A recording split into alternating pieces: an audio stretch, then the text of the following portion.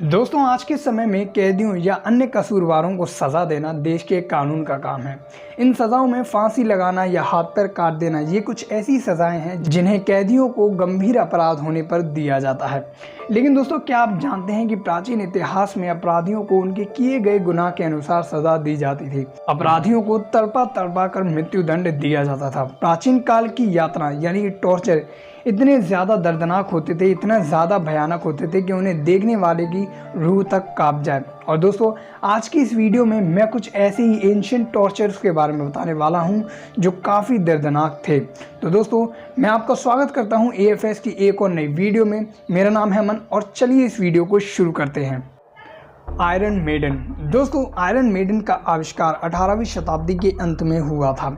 ये एक लोहे का ताबूत था जिसके अंदर लोहे के नुकीले कांटे लगे होते थे। लेकिन दोस्तों ये ताबूत कैदियों को मारने के लिए नहीं बल्कि उन्हें तड़पाने के लिए बनाया गया था ताकि वो अपना गुनाह कबूल कर लें।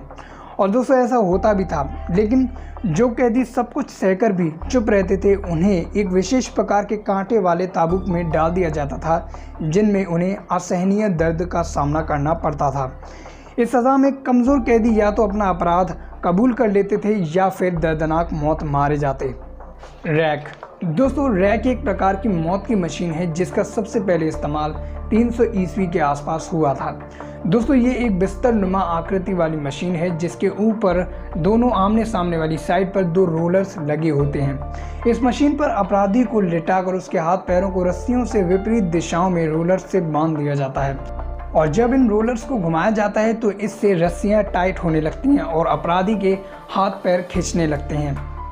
इस स्थिति में अपराधी को असहनीय दर्द से गुजरना होता है। दोस्तों इस प्रक्रिया में अपराधियों के कई सारे जॉइंट खुल जाते हैं। घुटनों और कलाइयों से हड्डियां भी बाहर निकलने लग जाती हैं। दोस्तों इस दर्दनाक स्थिति में अपराधी के पास सिर्फ दो ही रास्ते होते हैं, या तो वो अपना गुनाह कबूल कर ले या फिर दर्दनाक मौत मर जाए।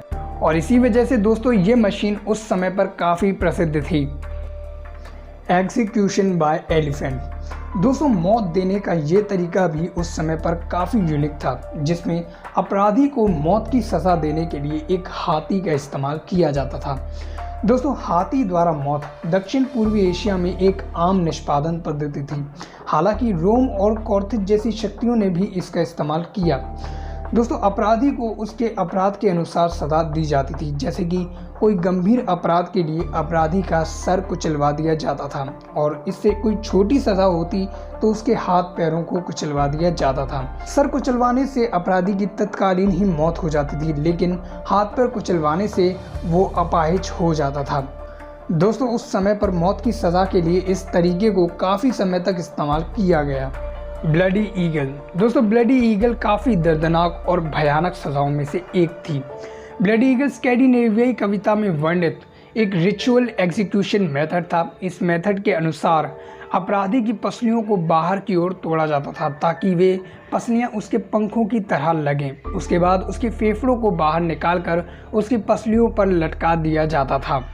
दोस्तों वैसे तो इस बारे में अभी थोड़ा सा विवाद है कि मौत देने का ये तरीका काल्पनिक था या इतिहास में वास्तव में ऐसा कुछ हुआ है। वैसे दोस्तों ज़्यादातर लोग तो इस बात से सहमत हैं कि ऐसा संभव ही हुआ हो। और अगर दोस्तों ये एक सच्ची घटना थी तो ये मौत देने का तरीका काफ़ी दर्दनाक और भयानक था। स्कैफिज्म। दोस्तों चीन के इतिहास में आपको कई तरह के ऐसे टॉर्चर्स देखने को मिल जाएंगे जो काफ़ी यूनिक और काफ़ी दर्दनाक थे। उन्हीं में से एक था स्कैफिज्म। दोस्तों इस टॉर्चर में सज़ा देने के लिए चूहों का इस्तेमाल किया जाता था। सज़ा में अपराधी को लेटाकर उसके पेट से एक पिंजरे को बांध दिया जाता था जिसके ऊपर एक ब्रेजियर लगा होता था। इसे बांधने के बाद इसके अंदर भूखे चूहों को डाल दिया जाता था और फिर इसके ऊपर ब्रेजियर में जलते हुए अंगारों को भर दिया जाता था जिससे पिंजरे के अंदर गर्मी पैदा होती और चूहों को जलन महसूस होने लगती और वो पिंजरे से बाहर निकलने का रास्ता ढूंढने लगते। दोस्तों पिंजरे से बाहर निकलने के लिए चूहों के पास एकमात्र और आसान रास्ता होता था अपराधी का पेट, जिसे वो उतरना शुरू कर देते थे। और दोस्तों मरने वाले व्यक्ति के लिए ये काफ़ी दर्दनाक एहसास होता होगा जब उसके पेट पर कुछ भूखे चूहे उसे कुतर रहे होंगे। ब्राज़िलियन बुल। दोस्तों अपराधी को मौत की सज़ा देने के लिए ये तरीका भी काफ़ी भयानक था। जिसमें अपराधी को टॉर्चर करने के लिए एक तांबे की बेल का इस्तेमाल किया जाता था जो अंदर से खोखला होता था। इस टॉर्चर में मरने वाले अपराधी को इस तांबे की बेल के अंदर बंद कर दिया जाता था और इसके नीचे आग लगा दी जाती थी। आग से ये तांबे का बेल धीरे धीरे लेकिन पूरा गर्म होने लगता और इसके अंदर अपराधी जो बंद था उसको असहनीय जलन महसूस होती और वो धीरे धीरे मौत की तरफ बढ़ता। बेल के अंदर बंद कैदी के जलने से धुआं उठता जो बेल के नाक और मुंह से बाहर निकलता। और दोस्तों, इसमें बंद कैदी की चिल्लाने की आवाज़ इससे जब बाहर निकलती तो वो इस बेल के चिल्लाने की आवाज़ सुनाई देती। वैसे दोस्तों, इस टॉर्चर को असलियत में देखना काफ़ी भयानक एहसास होता होगा।